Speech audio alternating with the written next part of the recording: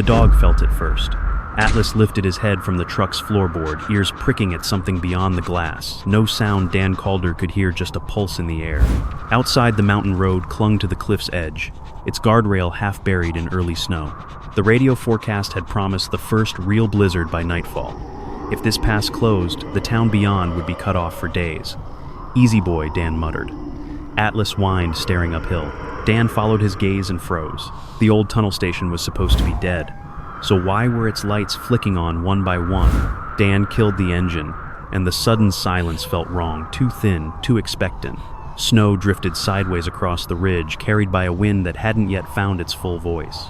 Atlas climbed onto the seat nose, pressed hard to the glass tail stiff, with the kind of tension Dan trusted more than any weather report. The station sat 50 yards ahead, hunched beneath the cliff like something holding its breath. Official maps listed it as decommissioned 10 years ago, no power, no staff, doors welded shut. Yet a faint green glow pulsed behind the fogged windows, steady as a heartbeat. "Not possible," Dan murmured. A low vibration trembled through the steering wheel. Not sound more like the mountain clearing its throat. Atlas responded instantly, planting his paws and letting out 3 sharp barks spaced with eerie precision. Dan stepped out into the cold boots, crunching on the frozen gravel, breath hanging like smoke. The air smelled metallic the way it did before structures failed. Another flicker from the station, then a crackle of static from an old loudspeaker that shouldn't have any juice left in it. Atlas growled softly. Dan swallowed hard. Something inside that building was awake, and it was waiting for them. Atlas reached the station door first. He stretched his neck toward the rust-scabbed handle nostrils flaring, then glanced back at Dan as if asking for permission.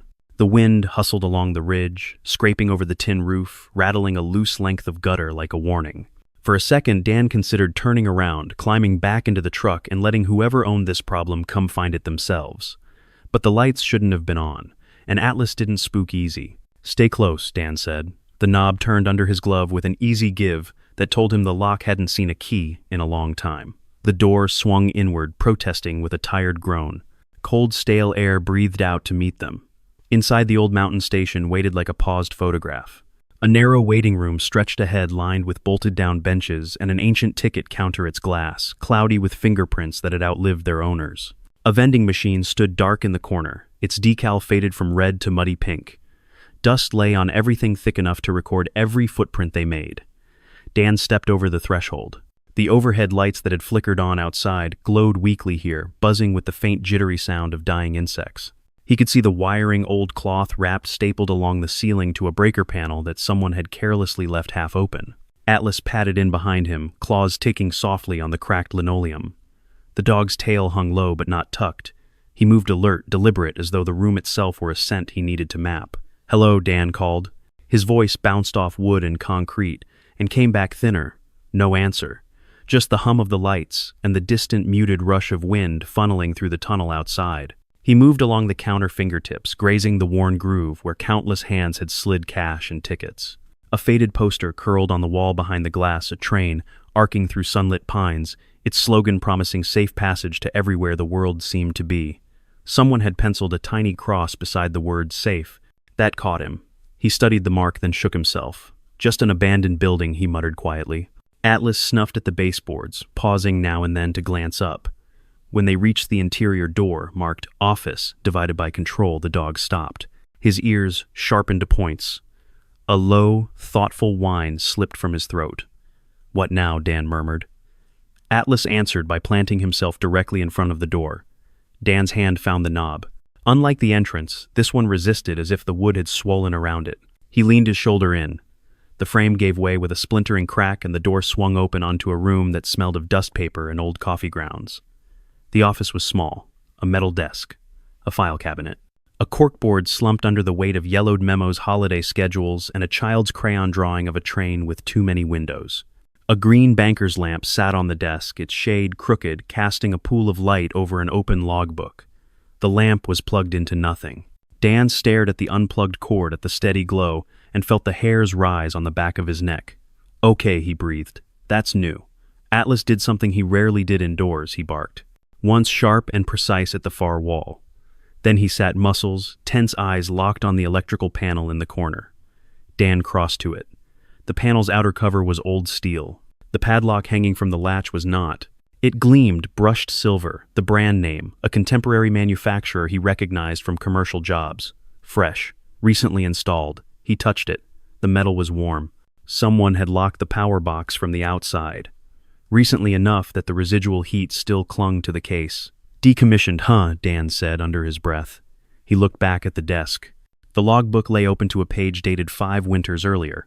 Someone, same neat block letters all the way down, had kept track of storms, outages, and shelter count in a column at the right. 10 people. 6. 18. The last entry ended mid-sentence. Blizzard warning upgraded. If the pass closes again and the line cut off with the pen's final drag, he could almost see the hand that had written it. A flash of memory brushed the back of his mind, another hand, another pen, signing off the structural clearance of a temporary bridge under bad light and worse orders. Don't go there, he told himself. He closed the book gently. Somebody used to keep this place breathing, he said. Atlas trotted to the single office window and raised his front paws on the sill. Outside the tunnel arched in the near dark a black mouth rimmed in ice. The emergency lights along its ceiling were dead. Only the faint green lens of the entrance beacon pulsed now, on and off, like a slow heartbeat with arrhythmia. Dan joined him. The glass was cold under his palm. He could feel the mountain through it, a weight more than a presence holding back weather and decades of freight. He'd spent years designing structures like that. Roads, culverts, bridges, ways for people to move through dangerous places without seeing the danger at all.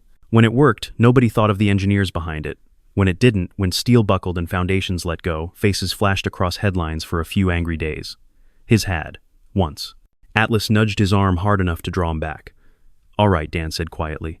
Let's not unpack the entire past in a vacant office. He killed the truck's headlights before leaving, but the faint green around the station lingered as he drove down toward the valley. For the next few miles, the road curved, with the land threading between stands of black pine and stubbled clearings. Here and there, a mailbox leaned under the snow names, stenciled in fading paint. Wood smoke seeped through the vents, mingling with the clean mineral cold. Atlas curled on the passenger seat, but he didn't sleep. His eyes tracked every bend, every flicker of light between the trees. When the first houses of the town appeared, a cluster of roofs cupped in the hollow beneath the ridge, Atlas lifted his head and let out a small, satisfied huff. Redwood Pass wasn't big. A main street of brick and timber, a few side roads, a church whose steeple light burned steady despite the storm forecast. Dan coasted through the single stoplight, slowing automatically at the sight of children dragging sleds across a snowy lot, their laughter faint through the glass. The town had that worn but kept-up look of places that had learned to stretch every dollar and every coat of paint. He followed the blue sign for supplies divided by fuel to a squat building at the edge of town. The station's convenience store windows glowed amber, promising heat and canned soup. A single diesel pump hissed quietly beneath an overhead awning. Dan filled the tank first, practical before curiosity. The nozzle clicked off, and he replaced it, glancing up at the sky. Clouds braided overhead, thickening as they rolled in, the edges already smeared with snow. Inside, the store smelled of coffee, rubber, and the faint sweetness of old candy.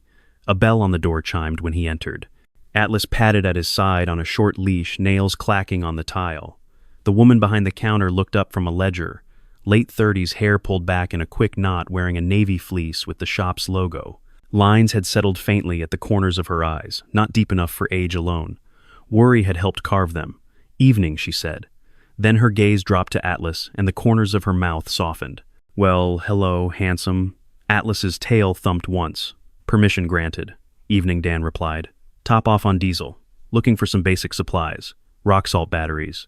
Maybe a thermos that doesn't leak. Blizzard kit, she said. You passing through or staying up on the ridge? There was an extra weight on that last word, as if ridge meant more than just elevation. Depends how ugly it gets. He kept his tone neutral. She studied him for a beat longer, then nodded toward the back corner. Salts down aisle 3. Lanterns and batteries 2 over. Name's Lena if you need anything more than coffee and regret. He huffed a small laugh. Dan. And this is Atlas. At the sound of his name, the dog looked up, ears pricked. Lena smiled outright. He listens better than most men who wander in here, she said. You military, the question brushed him the way cold air slipped under a door. He supposed the haircut, the bearing the truck plates, something had given it away. Used to be, he said. She didn't press. Storm's supposed to close the pass tonight, she added instead. Tunnel buys us a few hours if the plows can't keep up, but if it goes down too, town's on an island till thaw. It happens. She gestured to the flickering TV in the corner, showing a local forecast. A frowning meteorologist pointed at a band of blue sweeping over their county. "We're due a big one." "Tunnel looks old," Dan said carefully. "You get many structural checks on it," Lena snorted softly. "We get paperwork." She rang up his items with the quick, practiced movements of someone who'd done it 1,000 times. State sends inspectors, boxes get ticked, everyone goes home. The mountain stays. So far we've been lucky. So far. The words lodged like a small stone under his ribs. Atlas sniffed the air, then moved toward the door, looking back with an impatient twitch of his tail. "He always that antsy?" Lena asked. "Only when he thinks I'm wasting daylight," Dan said. "Smart dog." She slid his bag across the counter. "Rode up to the old station's slick already. Watch your brakes." He paused. "You know the station." Her eyelids flickered just once. "Everybody here does." May Ellis kept it open longer than the county wanted, just as a coffee stop and storm shelter. Officially, they shut it down last year. A beat. Unofficially, mountain people don't stop needing a place to wait out bad weather. "May Ellis still there?" he asked. Lena's mouth curved sideways. "If I know May, she's trying to be. She's got a heart that thinks it's 30 and arteries that know better. If you see her," she hesitated, then added, "tell her. Lena says to rest." "She won't, but I feel obligated to try." Dan nodded. "I'll pass it along." He stepped back out into the growing wind. Snowflakes had thickened now, the size of dimes swirling in loose spirals. Atlas leaped lightly into the truck, shaking the snow from his coat. Dan slid in after him, resting his hands on the wheel for a moment before turning the key. He could keep driving. Ridge, road south, find another motel off another highway, leave this pocket of trouble behind before it learned his name. He'd done it before. Towns blurred when you stayed on the move long enough. Atlas shifted until his front paws balanced on the dash nose pointed back uphill toward the station. Dan exhaled. "Yeah," he said. "I know." They returned in deeper gray. By the time they reached the turnout, the tunnel entrance was half veiled in blowing snow. The beacon over the mouth winked weakly through it. Green light smeared into a watery halo. The station crouched below a single square of dull yellow in its window. Atlas jumped out as soon as the door cracked, eyes bright, breath steaming in short bursts. He trotted ahead, slowed near the steps, and glanced over his shoulder, as if to say, "We're expected." On the porch, a woman sat in a metal chair with a wool blanket over her knees. Late 60s, maybe wrapped in a faded parka, and a knit cap pulled down over white hair pinned up in a loose bun. She held a chipped mug between both hands, the way people hold something both fragile and hot. Her eyes were clear, sharp as the ridge itself. "You again," she said, voice roughened by years but carrying easily over the wind. "I thought I dreamed you earlier." Dan stopped at the foot of the steps. "Ma'am, you and the dog." She nodded at Atlas, who had already navigated the icy boards to sit at her side. She scratched absently behind his ear, as if they'd known each other for years. "Stopped by before dark, didn't you? I saw the truck." "Yeah," Dan said. Door was open. Lights were on. Didn't see anyone. She sipped from her mug. "That's because I was in town letting a nurse half my age tell me I should eat less salt and more joy." "Name's May Ellis." She tilted her head. "You've got the eyes of a man counting exits. You staying or just circling?" He almost said circling. It was the honest answer. "Depends who's asking," he replied instead. She smiled, and it changed her face from worn to luminous for a heartbeat. A woman whose roof leaks and whose left hand goes numb when she lifts something heavier than a coffee pot. Also, the sole keeper of this rusting miracle, the county forgot it still needs. She nodded toward the station. "You Dan Calder," he said. "Just passing through. Saw the lights. Thought this place was shut down." "It is," May said. "Officially. The paperwork killed it last winter. But storms don't file forms, so I still keep the kettle on when I can." She tapped her chest lightly. "Until this old engine gives out." Atlas leaned harder against her leg. May looked down at him amused. "He disagrees." "He does that," Dan said. "Good," she replied. "Someone should." She pushed herself to her feet carefully, breath hitching once. Dan moved automatically hand out, but she waved him off with a flick of her fingers. "Don't look at me like I'm made of spun sugar," she said. "I've been hauling coffee urns up these steps since before you were shaving. Come on in. You're letting the heat out, and that's a sin up here." Inside the station felt different with someone in it. Same worn benches, same cracked tile, but the air held a faint warmth, now coffee, old wood, and something floral lingering from soap or the blanket. A small electric heater glowed under the counter, its cord snaking to an outlet that looked as though it had survived 3 building codes. May shuffled behind the counter with familiarity, pouring coffee into a clean mug from a battered stainless steel pot. "Sugar?" she asked. "Black's fine," Dan said. "Of course it is." She slid the mug toward him. "Men like you don't trust sweetness until it leaves." He blinked. "Men like me, the kind that flinch at sirens and stay near the door." She shrugged at his expression. "This station's fed loggers, truckers, tired moms, boys coming home on leave. Faces change, patterns don't." Atlas settled by Dan's boot head on his paws, but eyes tracking May's every motion. "You from around here?" Dan asked. "Born down in the valley," she said. "Married young, widowed younger. Took this job when the station was still busy. Thought I'd do it a year or two. Turns out the mountain liked my company." Her gaze slid to the window where snow smeared the world into a watercolor of white and gray. "Somebody has to keep the porch light on when the sky's in a mood." Dan followed her look to the tunnel. The beacon blinked steady as a heartbeat at the edge of visibility. "How old is that tunnel?" he asked. May's knuckles whitened around her mug. "Old enough that the first engineers are long buried, and the last honest inspection probably retired with them." She looked back at him. "Why?" He hesitated.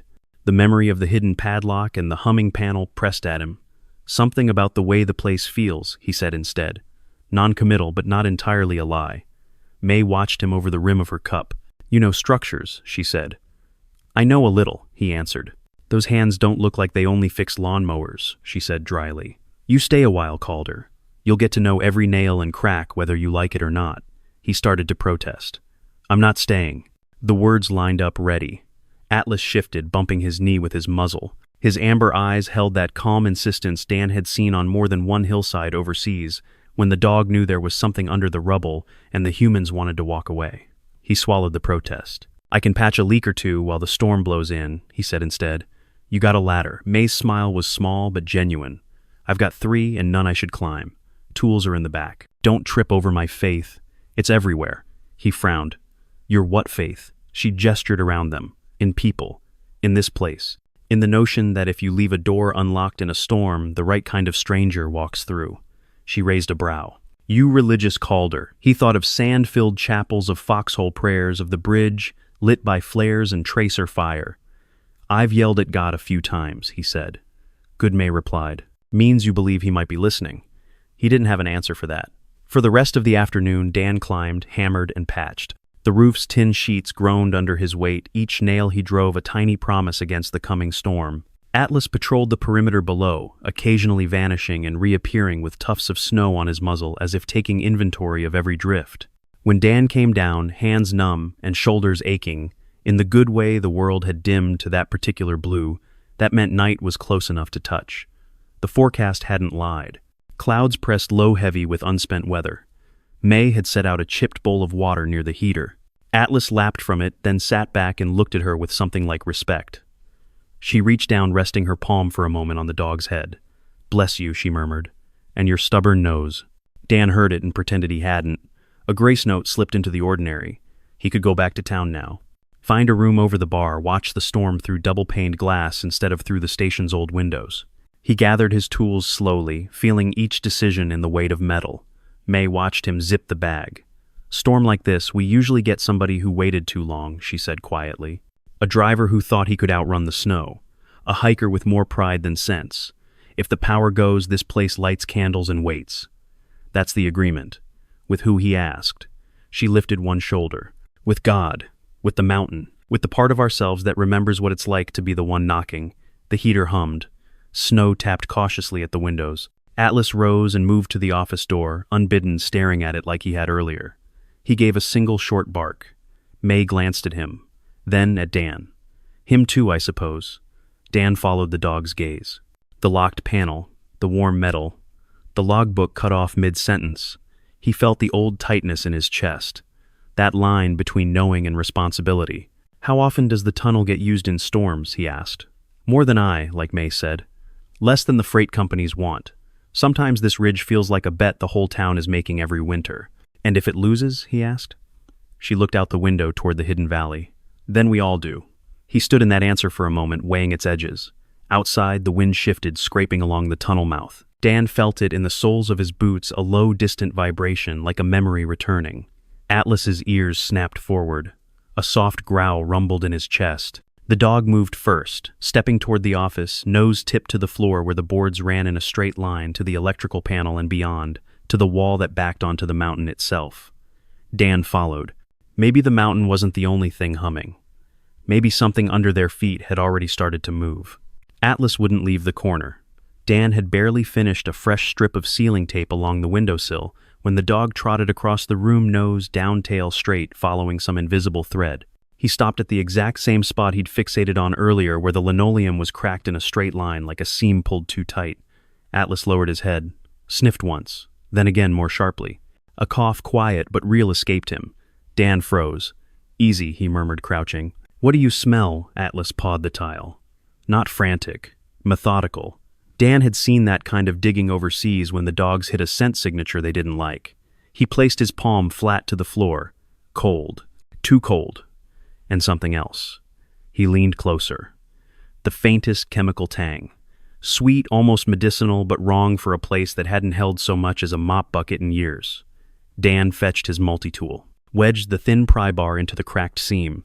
The tile lifted with a brittle pop, revealing warped floorboards beneath. He peeled those up too, each one protesting with a snap. A narrow metal grate sat under them, rusted but intact. Atlas growled at it low, uncertain. Not a threat response, a warning. Dan pulled off his glove and hovered his hand over the grate. Air rose from below, warm and stale, carrying that same too-sweet chemical scent. "This isn't storage," he whispered. "This is active." He found the corner bolts and worked them loose. The grate came free with a grinding scrape, revealing a square shaft the width of his shoulders. A ladder disappeared into the dark. Atlas backed away 2 steps and sat, hackles raised. Dan clicked on his flashlight. "What are the odds? This is nothing," he asked. Atlas didn't blink. "Yeah," Dan muttered. "I didn't think so." He strapped on his headlamp, snapped glow sticks onto his belt, and tested the ladder with a cautious tug. It held, though, the metal complained. "Stay," he told the dog. Atlas answered with a soft whine. Dan descended. The air grew warmer the farther he climbed. Denser. When his boots hit concrete, he swung the beam around the room. A cramped maintenance chamber shouldn't have been a surprise. Places like this always had crawl spaces, ducts, old storage pockets, but this one had no dust, no cobwebs, no sign of age. Instead, several industrial barrels lined the far wall, their surfaces coated in condensation. Bright orange safety caps sat on top, new, very new, and stamped along each side, half hidden beneath dirt and hurried spray paint, was a logo Dan recognized instantly. BRG, Briggs Ridge Global Logistics. His stomach tightened. "Illegal storage," he murmured, inside a mountain tunnel system. 2 of the barrels bore small diamond hazard labels, solvent-based compounds, corrosive if mishandled, not catastrophic alone, but if mixed or cracked under strain. A nightmare. He moved closer. A faint humming vibrated through the floor like distant machinery running where no machinery should be. He knelt, shining the light along the chamber walls. Drill marks. Fresh ones. Someone had reinforced parts of the ceiling with metal anchors poorly placed uneven at angles that suggested someone was racing the clock. "Someone's been expanding this," he said under his breath, "or hiding it." He snapped photos, quickly, barrels, labels, anchors, drill points. One of the anchors trembled slightly. A tiny shard of rock dust fell from above like a drifting snowflake. Atlas barked above him, urgent, sharp. Dan exhaled hard. "Okay, time to go." He climbed fast. When he emerged into the station again, snow hissed against the windows like sand thrown by a giant hand. The storm had thickened. Night had crawled closer. May sat behind the counter, sorting a drawer of spoons with slow, deliberate movements. She looked up sharply when she saw him. Calder. "What's wrong?" Dan couldn't hide his expression quickly enough. "Found something," he said. "Under the floor." May set the spoons down. Her fingers trembled just enough that she pressed them against the counter to steady them. "Show me." "No," he said firmly. "It's not safe down there.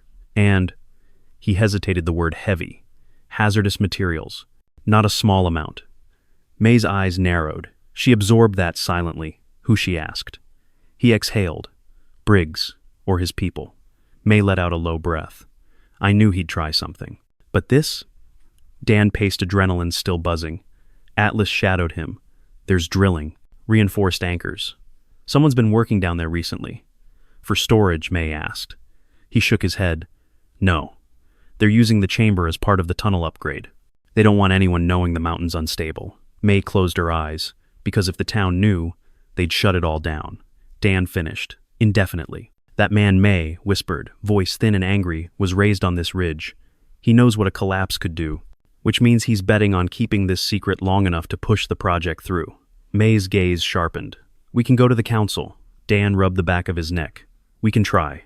But Briggs holds half their funding, and they're desperate for the freight revenue, so we bring them proof. I have some, he said. Not enough. May studied him. You look like a man about to disappear again, she said gently. He stiffened. She continued, I don't know your past, Calder, but I know the look of someone who thinks the safest choice is running away. He didn't answer. May leaned forward.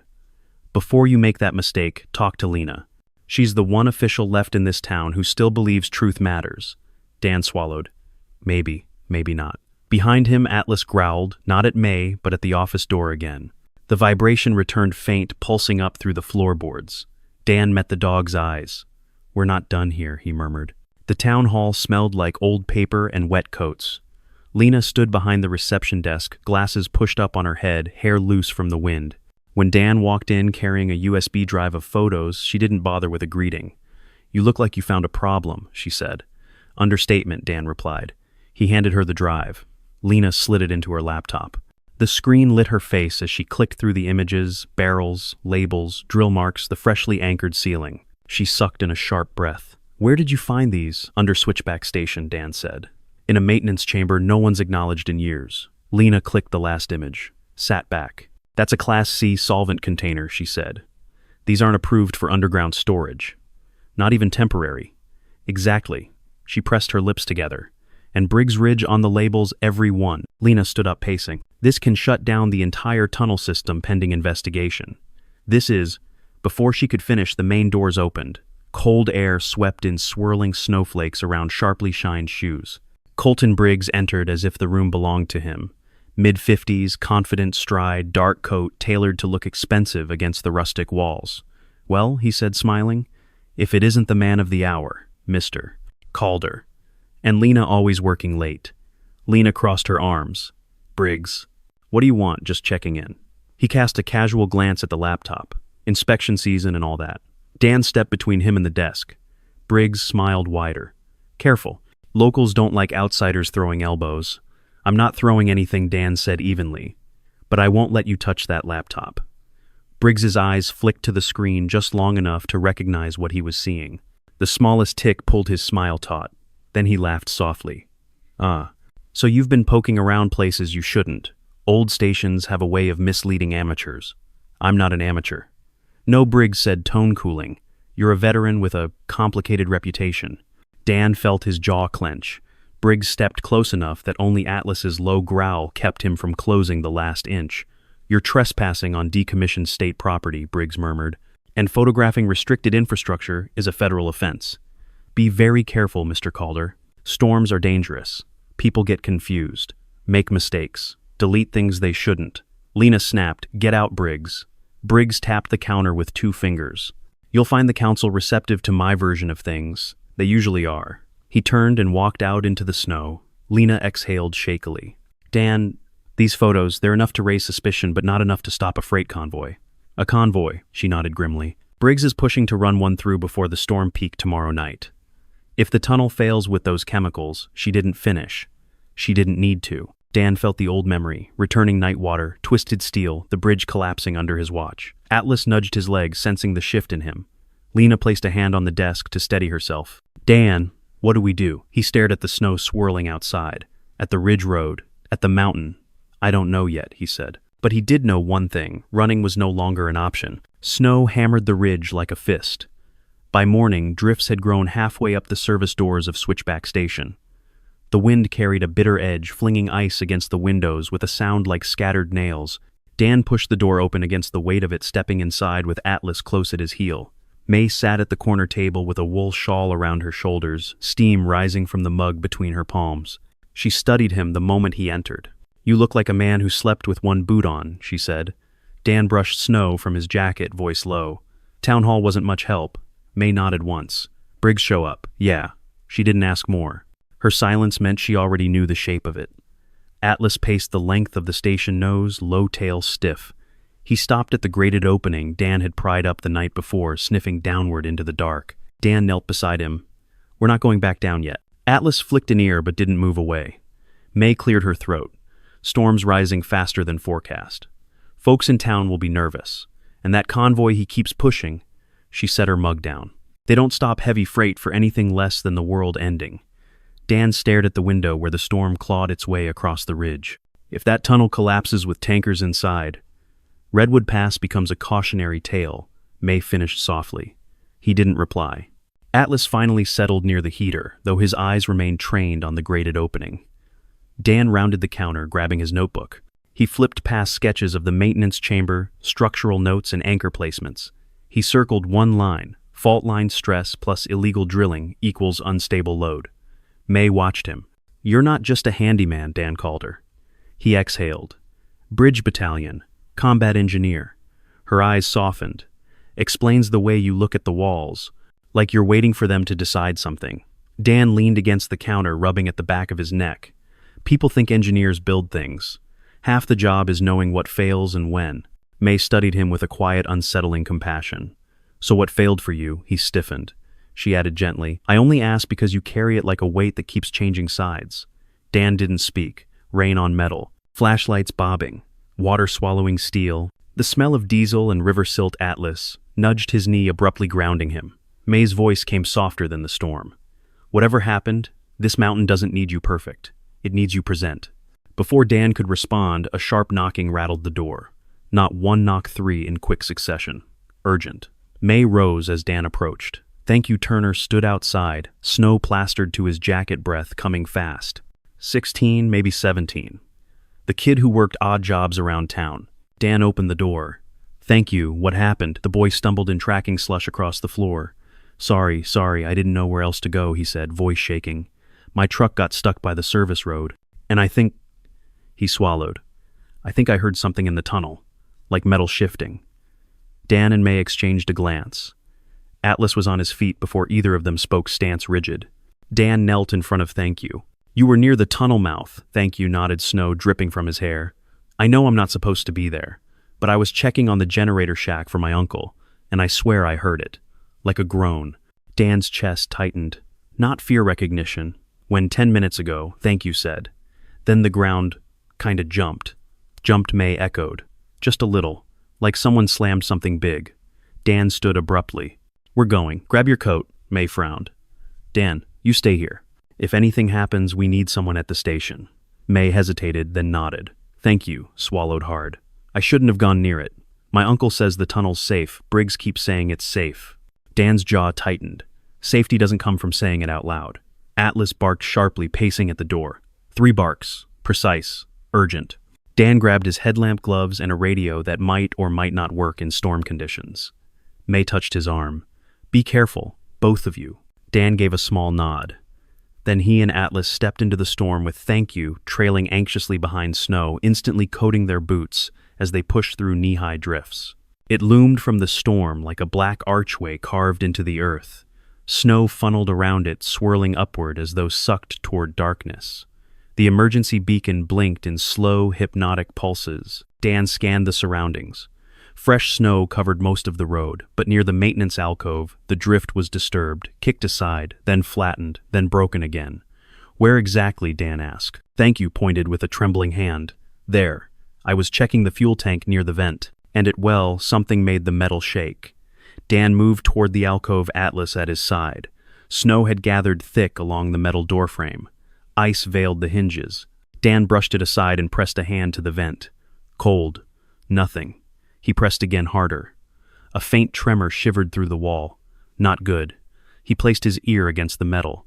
This time he heard it, a low, grinding strain deep within rock, like something shifting weight it could no longer carry. "Back up," Dan said quietly. "Thank you," and Atlas stepped back. The dog's hackles rose in a ripple. Dan crouched low and studied the snow near the alcove. A subtle sag, barely a centimeter, formed a crescent shape where the ground dipped. "Is that bad?" "Thank you," asked, voice thin. Dan straightened. "Depends how lucky you feel." As if on cue, Atlas bolted toward the alcove, barking sharply. Not at the vent, at the ground. "Atlas, Dan lunged, grabbing the dog's collar as a portion of snow sloughed inward just a few inches, but enough that Dan felt the hollow beneath.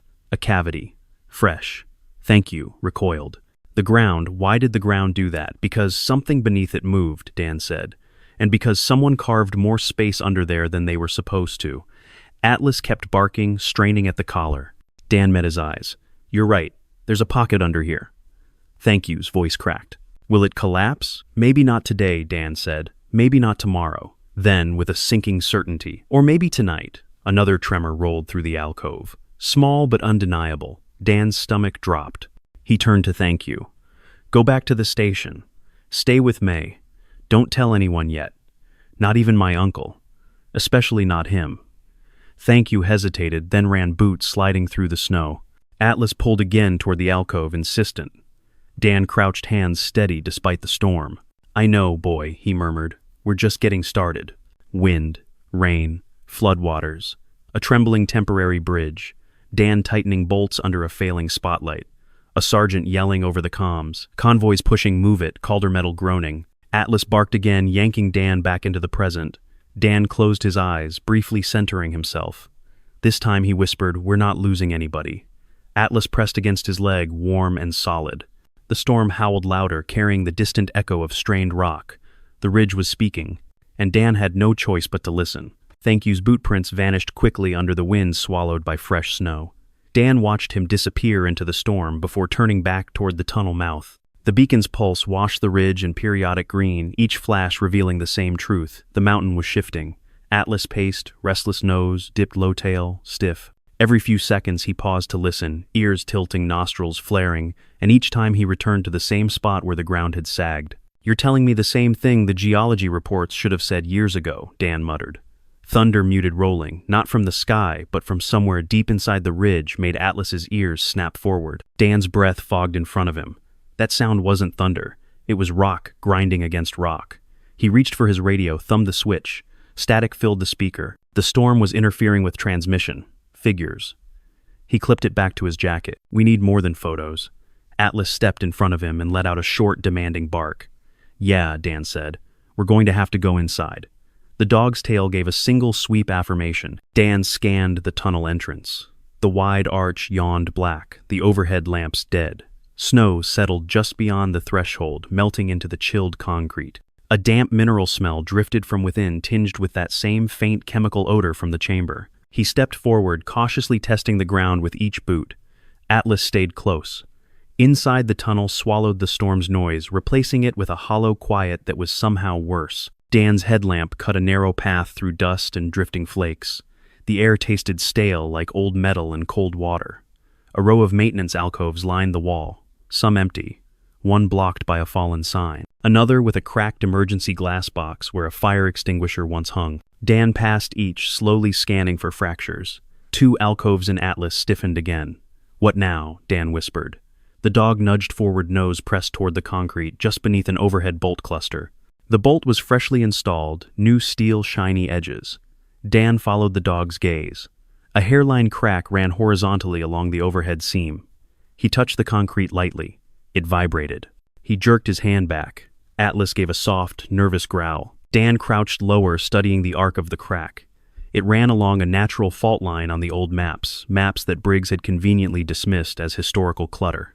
This isn't clutter, Dan murmured. It's a warning. He pictured the barrels beneath the station, the anchor bolts, the chamber walls, the expanding cavities, all of it pushing outward against brittle rock. He took a slow breath. If the tunnel failed under freight? He didn't finish the thought. He lifted his radio again. Lena, come in. Nothing but static. He tried again. Static. Storm's eating the signal, he said. We need to get back. But Atlas wasn't done. The dog trotted a few yards deeper into the tunnel, then stopped and barked once. Sharp. Commanding. He looked back at Dan and barked again. What is it? Dan followed. Atlas led him to an old junction box built into the wall. The box's metal surface was dusty but streaked near the handle recent fingerprints. Dan tugged. It opened easily. Too easily. Inside sat a tangle of wires. Old, frayed, some disconnected. And one very new device. A signal jammer the size of a paperback book clipped to the interior panel. Dan stared. You've got to be kidding me. He picked it up. Who jams a dead tunnel? Atlas whined in the back of his throat. Someone who doesn't want emergency channels getting out, Dan said. Footsteps crunched behind him. Dan spun Atlas, immediately stepping between him and the tunnel mouth. Thank you, had returned breathless, wild-eyed Snow clinging to his eyelashes. Mr. Calder, come quick, Dan strode toward him. Thank you, I told you, it's May, he blurted. She collapsed, Dan's stomach dropped. What I only left for a minute, I swear, thank you, said panting. She grabbed the counter, her hand shook, then she went down. Atlas whined sharply, pacing in a tight circle, anxious. Dan grabbed, thank you, by the shoulders. Is she breathing? Yes, but slow. I don't know what to do.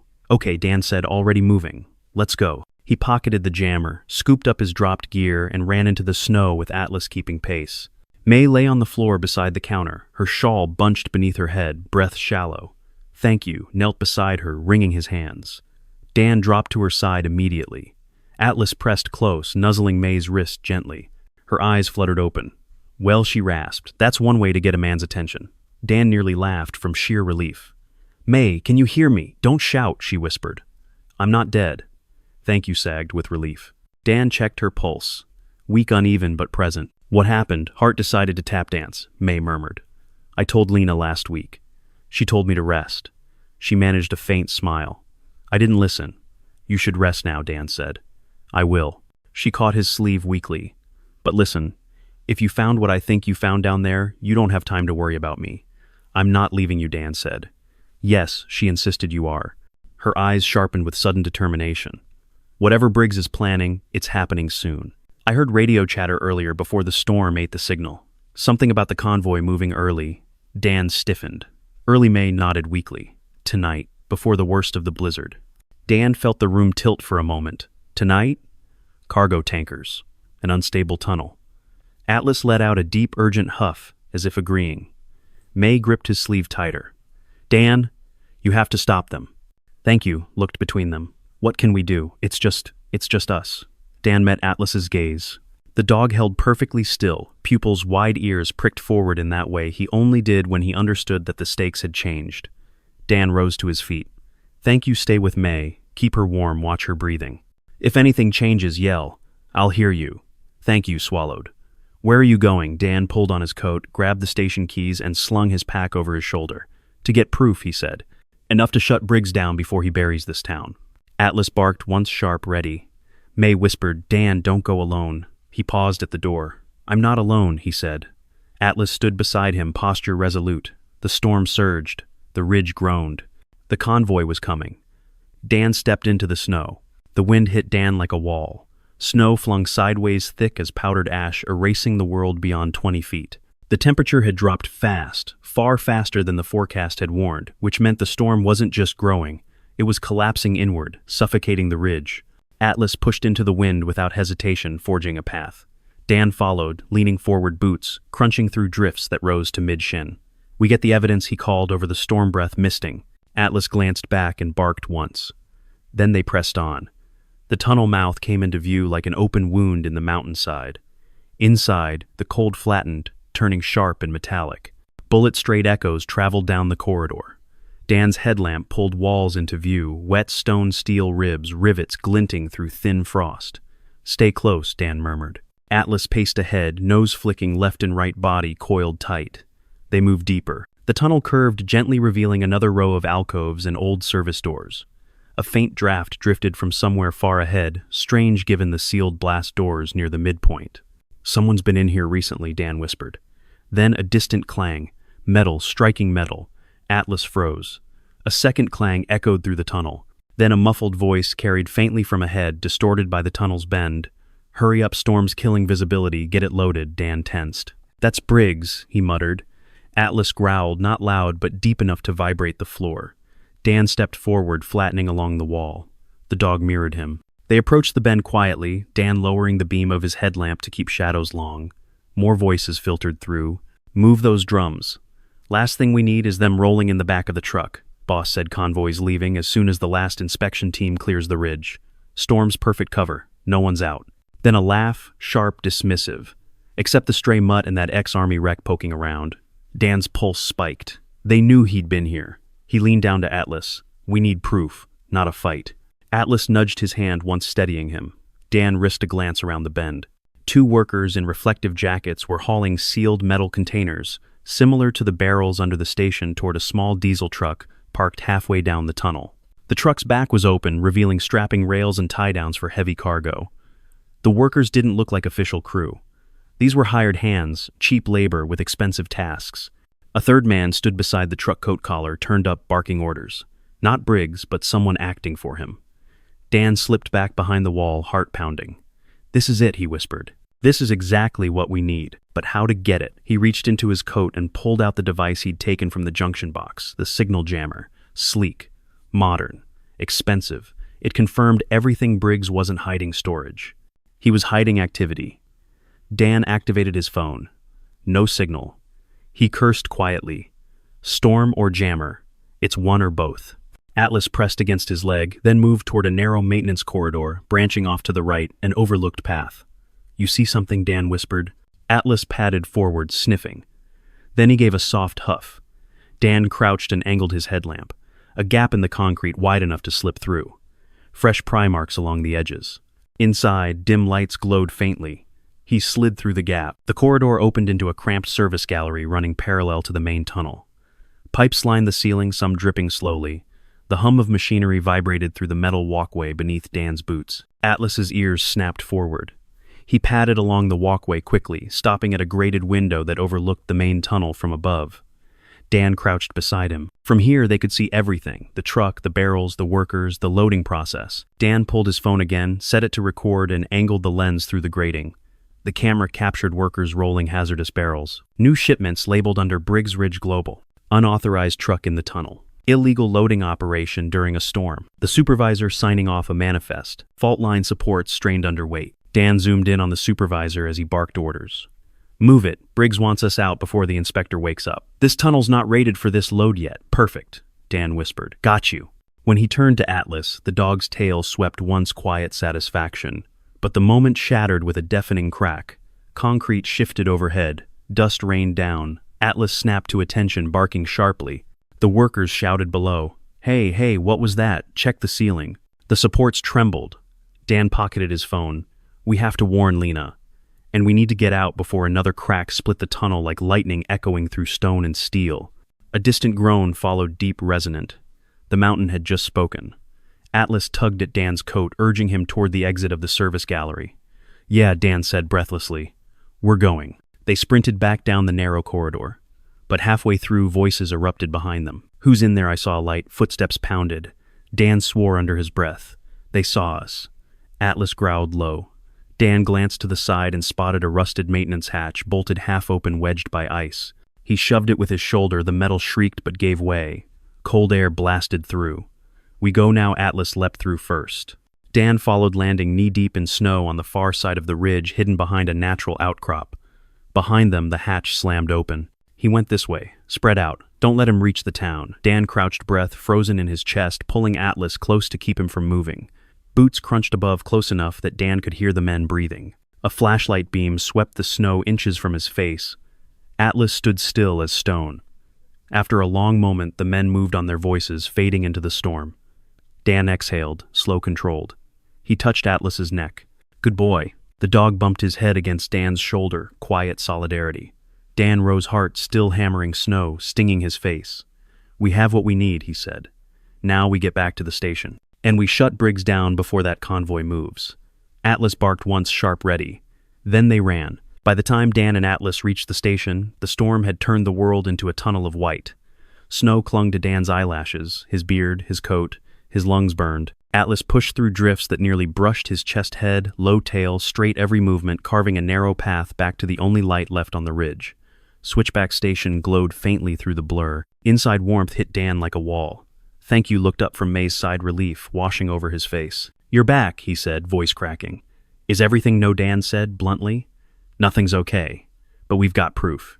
Atlas shook himself violently, scattering melted snow across the floor, then trotted straight to May, lowering his head near her hand. She managed to curl her fingers into his fur. "You look like the mountain chewed you and spit you back out," May rasped. "Feels about right," Dan said, pulling out his phone. "I need Lena. Now." "Thank you," fumbled for the old landline mounted on the wall. "Storms knocked half the lines out," he said. "I tried earlier. Some calls go, some die halfway. Try anyway, Dan said. Thank you, dialed waiting. Come on, he whispered. Pick up. After a long, tense lull, Lena's voice came through thin under static. Town dispatch. Lena, it's thank you. I'm at the station with Dan and May. We need you up here. Thank you, is May okay? Urgency sharpened her tone. She fainted earlier. She's awake now. He looked at May. But it's bad. And Dan found something under the ridge. He says it's important. Silence crackled down the line. I'm on my way, Lena said. Road's rough, but I'll make it. The call cut with a hiss. Dan's shoulders eased a fraction. May watched him carefully. You really think they'll listen to you? She asked softly. They'll have to, he said. I've got video of unauthorized loading illegal storage, and a tunnel that's one bad vibration from failing. May's mouth curved in something like a smile. Sounds like you brought your own thunder. He wished that felt true. The door burst open 20 minutes later in a blast of snow and cold. Lena stumbled in cheeks, flushed raw hair clinging damply to her forehead beneath a knit hat. She shrugged out of her coat. I almost slid into a ditch twice, she said, breathless. This storm's not playing around. Her eyes went straight to May, then to Dan. What did you find? She asked. Dan didn't waste time. He pulled up the video, thumb hovering. Illegal cargo in the tunnel, he said. Briggs's crew moving hazardous barrels during a storm inside an unstable fault zone. Supervisor on tape admitting the tunnel isn't rated for the load yet, plus a signal jammer wired into the emergency system. Lena's face went pale. You're sure? Dan met her eyes. I don't guess about things like this. She held out her hand. Show me. Dan placed the phone in her palm. She watched in silence only, her jaw tightening as the footage played, the barrels, the workers, the truck, the shouted orders. When the supervisor barked about getting out before the inspector woke up, she closed her eyes for a moment. That's Rafe Donnelly, Lena said quietly. Briggs's foreman. He swore under oath last month everything was within code. Looks like his oath has holes, Dan said. Lena handed the phone back carefully, as if it were a live charge. With this, I can call the state safety office and get an emergency hold placed on the convoy. When Dan asked. Right now. She reached for the landline. Even with bad lines, I can usually get the state patrol repeater. Dan felt a small, fragile thread of hope tighten. Lena dialed, waited, tried again. Static, dead, then a faint tone, then nothing. She hung up slowly. Phones are worse than an hour ago, she said. Radio. Dan shook his head. Tunnel jammer plus storm. I couldn't raise you from up there. Lena's expression hardened. Briggs planned this around interference. May coughed, drawing their attention. Then you'll have to go old-fashioned, she rasped. Use your feet before the trucks do. Lena frowned. I can try to intercept the convoy at the lower checkpoint, but if they left early, I might miss them. You won't stop them alone, Dan said. Briggs will steamroll you with contracts and permissions you can't verify in a snowbank. So, what do you suggest? Lena asked. We have proof and no way to send it. We have a storm and a ticking clock. Dan looked at Atlas, who watched him with steady, unblinking eyes. The answer was there. He just didn't like it. We get ahead of the convoy, he said. We reach the tunnel control building. If we can't stop them on paper, we stop them with steel. Lena stared. You're talking about forcing the gates. I'm talking about using the old mechanical systems, Dan said. If those gates close and the sirens scream, no driver in his right mind will push through. We buy time. Enough for you to get backup, enough for the state to see the evidence before Briggs buries it. And, if you miscalculate, Lena asked, if the tunnel fails with the convoy halfway in because we tampered with systems, the question hit like a fist. Bridge, flood, screams. Atlas stepped closer, leaning his weight into Dan's leg. Dan swallowed hard. Then the tunnel fails anyway, he said quietly. Briggs is pushing those tankers through tonight, storm or no storm. The fault line won't care what the contracts say. The room went very still. May broke the silence. Lena, you know this ridge better than anyone in that council room. You know what happens if we do nothing? Lena's throat bobbed. She looked from May to Dan to Atlas. This is insane, she whispered. But is it wrong? May asked. Lena closed her eyes for a moment. When she opened them, something in her face had changed, fear still present but bracketed by resolve. What do you need from me? She asked Dan. It was the closest thing to permission he was going to get. They spread out maps on the counter, old topo charts, maintenance schematics, hand-annotated diagrams from May's long tenure. Lena traced the red line of the tunnel with one finger stopping at a marker halfway through. Control buildings here, she said. Small but solid. If anything survives a slide, it'll be that box of concrete. Dan nodded. That's where the original manual gate levers and sirens were. If Briggs hasn't gutted everything, some of it may still work. And if he has, Lena asked. Then we improvise, Dan said. Or we fail trying. The words hung in the air like frost. May reached under the counter with shaking hands. After a moment, she lifted out a dented metal lockbox and set it between them. What's that? Lena asked. The station's spine, May said softly. Or its memory. Depends how poetic you're feeling, Dan frowned. You mentioned this before. May nodded. I started keeping letters and notes here after the 79 slide. People who'd taken shelter up here. Families who lost homes down in the valley but kept their lives because this building stayed standing. I thought if I ever forgot why this place matters, I'd open it. She slid it toward Dan. Maybe you're the one who needs it now. Dan hesitated. Then he undid the aging latch. Inside, bundles of letters lay tied with twine, some smudged by time, some crisp from more recent years. He picked one at random. The handwriting was looping, careful. May, we would have died on that road if you hadn't waved us in when the slide started. It took 3 days to clear enough rock to find our car. The car was crushed. We weren't. You said places can be replaced. People can't. We never forgot. Another letter. When the power failed, your lanterns were the only stars we had left on the ridge. My daughter still talks about the dog who slept at her feet and made her feel safe. You didn't just serve food. You served courage. Dan's throat tightened. He read another and another. Everyone told the same story in different words. Winter, fear, a storm, and a station that refused to go dark.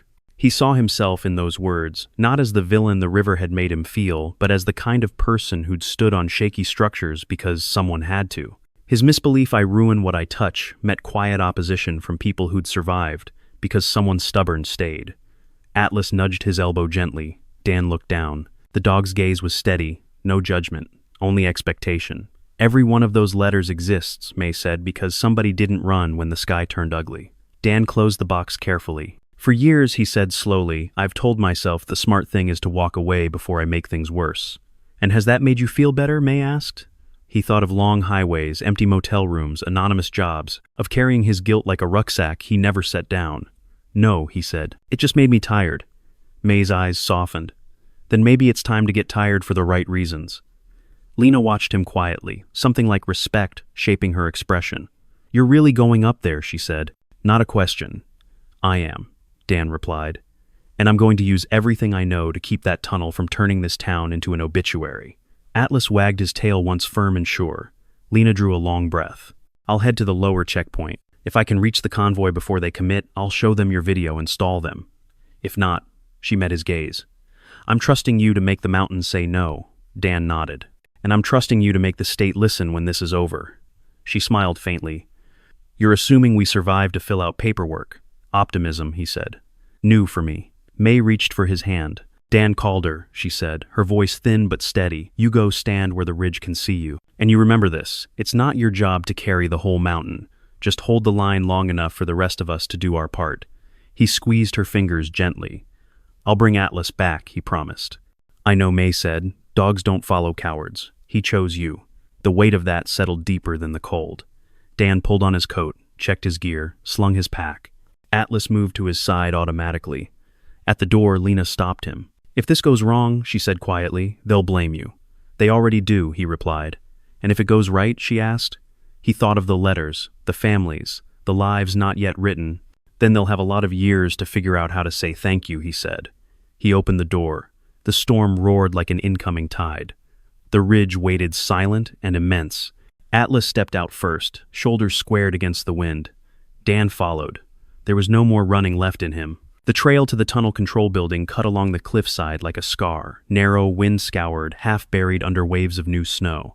Dan climbed steadily, boots sinking deep, each breath burning in the cold air. Atlas stayed ahead, stopping every few yards to check the wind to listen to make sure the ridge hadn't shifted beneath them. The storm was building a second wall, darker clouds rolling over the western face, swallowing what remained of daylight. Dan glanced at his watch. Convoy ETA, 50 minutes.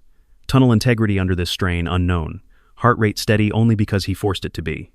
Not a lot of margin, Dan muttered. Atlas huffed almost in agreement, then trotted uphill again. Halfway to the control building, the earth trembled beneath Dan's boots, not sharply, not violently, but in long, slow waves that rolled through the ridge like the mountain was shifting its weight. Atlas froze, legs braced, ears pricked straight up. "Talk to me," Dan whispered. The dog let out a low throat-deep growl, then a single urgent bark. Dan crouched, gloved hand, pressing to the snow-covered ground. It vibrated. The ridge was actively moving. "Fault lines flexing already," he murmured. "They start the convoy, now the vibration alone could trigger a shift." A distant sound echoed up the slope, a diesel engine struggling through the storm. The convoy was closer than expected. "Move," Dan said sharply. They pushed forward. The control building finally appeared through blowing snow, a squat concrete bunker half buried by drifts, its steel door rimmed in ice, its roof peppered with frost-thick antennas most bent, some snapped clean under wind. Pressure. Dan reached for the latch. It resisted at first, frozen. He slammed his shoulder against it, the metal shrieked, then gave way. Inside the air was cold, but blessedly still. Dust coated the equipment. Old emergency lights flickered with battery power, painting the room in a wavering orange glow. The old mechanical control panel stood against the back wall, massive analog built from a time when things were designed by engineers who assumed their work would outlive them. Dan tried the main lever. It didn't move. Atlas barked, tail stiff. "I know," Dan said. "Frozen or jammed." He took a wrench from his pack, struck the frozen hinge once, twice, 3 times.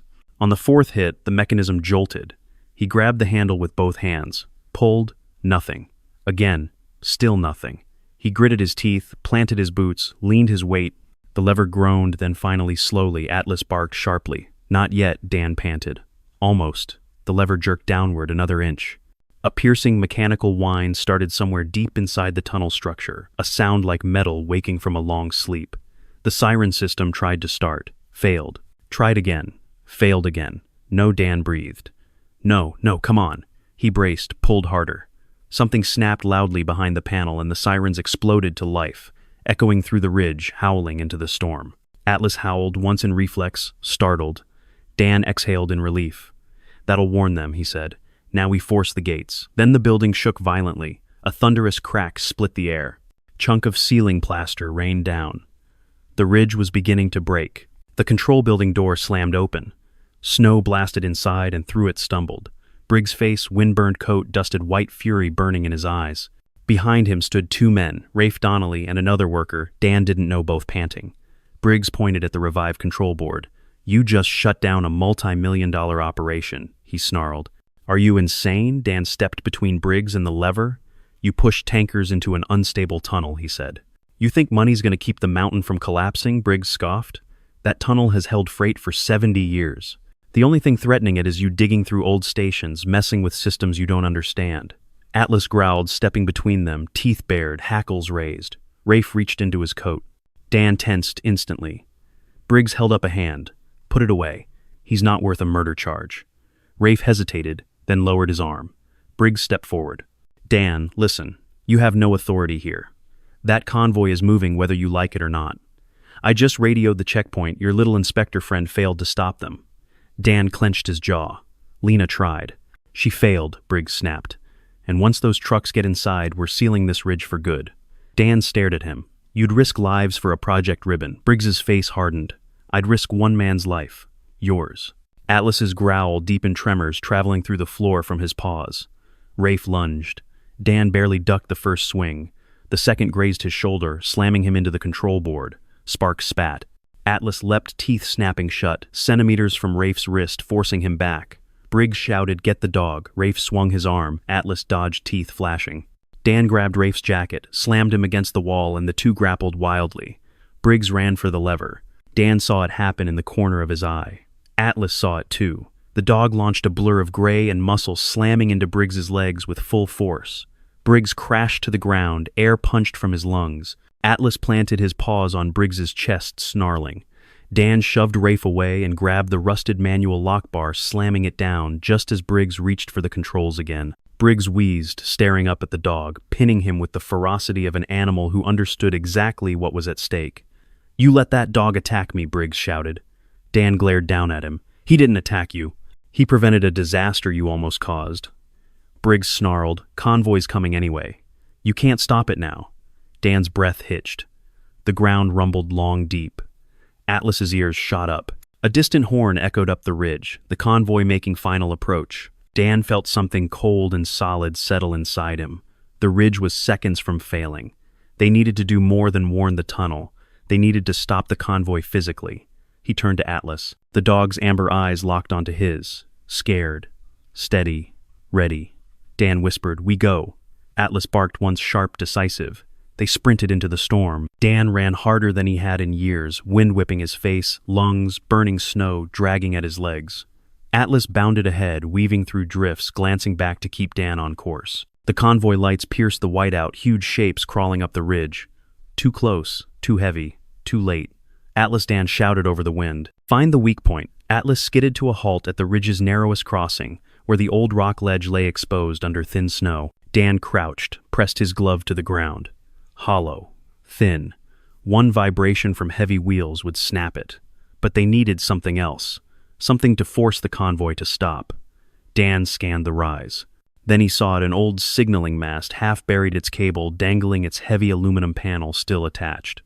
A roadblock. If tipped onto the narrow pass in this visibility, the trucks would be forced to brake. But he'd have to cross to it, and the ledge was already cracking under wind pressure. Atlas whined, shivering in the cold. Dan knelt, holding the dog's collar. "Listen to me," he whispered. "You stay. Right here. If the ledge gives, you bolt. Don't wait for me." Atlas snarled, softly refusing. "Hey," Dan said gently, forehead touching Atlas's. "You chose me once. Let me choose for both of us now."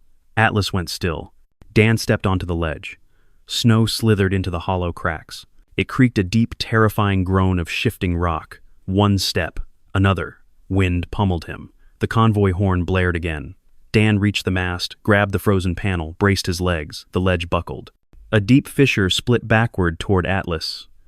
Atlas jumped aside, barking frantically as Dan struggled with the panel. Almost. He heaved. The mast cracked free. The panel toppled over the ledge, slamming onto the narrow pass below, erupting into a sheet of metal and snow. The brakes of the lead tanker shrieked into the storm. Lights swayed. Shouts erupted. The convoy ground to a halt inches from the collapse. Dan collapsed to his knees, gasping. Atlas sprinted to him, whining muzzle pressed under Dan's arm. Dan hugged the dog fiercely. Below them, the convoy radios crackled. "Emergency stop. Road compromised. Ridge is shifting. Back it up now. Shut down, engines, wait for assessment." Dan sagged in relief. They'd stopped them. The ridge was saved. The town was safe. Atlas pressed his head against Dan's chest, breath warm against the freezing wind. "You did it," Dan whispered into the dog's fur. "You absolute miracle, you did it." The ridge groaned again, a long, final sigh. But it held. It held because Atlas had told him where to stand, where to listen, where to act. Without the dog, they would have been seconds too late.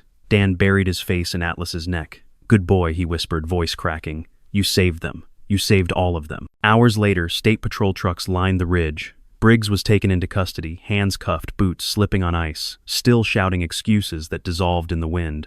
Lena arrived on foot, breathless hair, wild. When she saw Dan alive and the convoy stopped safely, she pressed a shaking hand to her mouth. "Dan," she breathed. You actually did it." Dan shrugged, leaning on Atlas. "He did most of it," he said. "I just followed his lead." Atlas wagged his tail, lazily exhausted but proud. May was brought up later by ambulance wrapped in blankets, eyes shining when she saw Dan. "You held the line," she whispered, squeezing his hand. Dan shook his head. "We all did." The sun broke through at dawn, weak pale gold over white ridge. The storm was gone, the mountain quiet at last. Dan sat beside Atlas near the station door, the cold gentle now instead of violent. Lena approached, holding a folder. "The state's reviewing everything she said.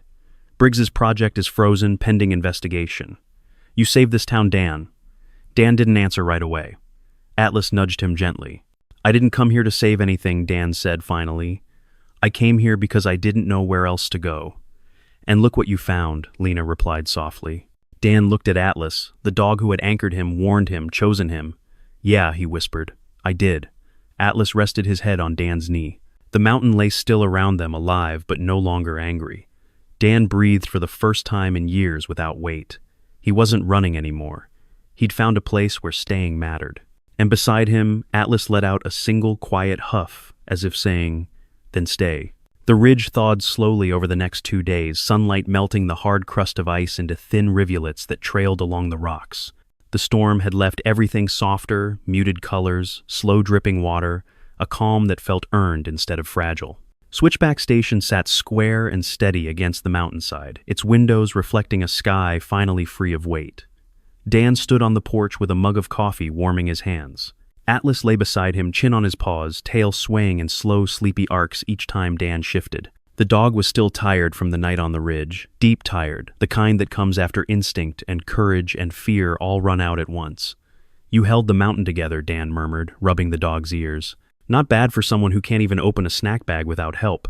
Atlas huffed, unimpressed with the teasing. Behind them, the station door creaked open. May stepped out, wrapped in a thick blanket. Her cheeks held more color today. Her breathing was slow but stronger. She stood beside Dan for a moment, watching the valley stretch below. "Looks different," she said softly. "Storm changed the light," Dan replied. "No." May smiled gently. "You changed it." Dan looked out at the ridge. Snowfields gleamed like sheets of hammered silver. The tunnel entrance was now ringed by orange barricades and state patrol vehicles. Engineers in reflective vests walked the perimeter, gesturing at the rock face with concerned hands. He exhaled.